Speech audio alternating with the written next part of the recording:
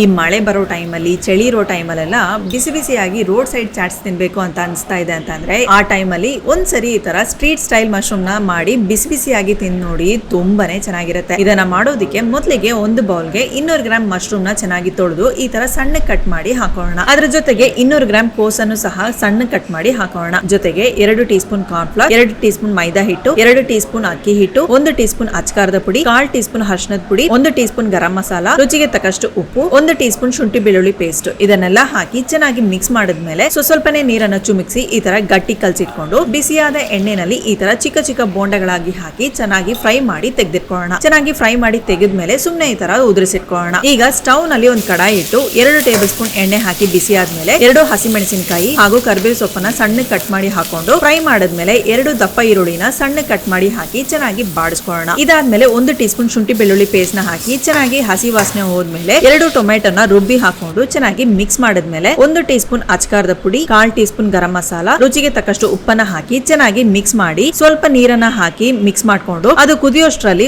1 table spoon corn flower ನ ನೀರಲ್ಲಿ ಕರಗಿಸಿಟ್ಕೊಳ್ಳೋಣ. ಇದನ್ನು ಸಹ ಗ್ರೇವಿನಲ್ಲಿ ಹಾಕಿ ಚೆನ್ನಾಗಿ ಗಂಟಿಲ್ದೆ ಮಿಕ್ಸ್ ಮಾಡ್ಕೊಳ್ಳೋಣ. ಈಗ ಈ ಗ್ರೇವಿ ಗಟ್ಟಿಗಾಗೋಕೆ ಶುರುವಾಗುತ್ತೆ. ಈಗ ಇದರಲ್ಲಿ ಬಿಡಿಸಿಟ್ಟಿರುವ ಬೋಂಡಗಳನ್ನ ಹಾಕಿ ಚೆನ್ನಾಗಿ ಮಿಕ್ಸ್ ಮಾಡಿ ಈ ತರ ಚೆನ್ನಾಗಿ ಸಾಸ್ ಕನ್ಸಿಸ್ಟೆನ್ಸಿಗೆ ಬಂದ್ಮೇಲೆ ಸ್ಟವ್ ನ ಆಫ್ ಮಾಡಿ ಸರ್ವ್ ಮಾಡಿ. ಟೇಸ್ಟ್ ಅಂತೂ ತುಂಬಾನೇ ಚೆನ್ನಾಗಿರುತ್ತೆ.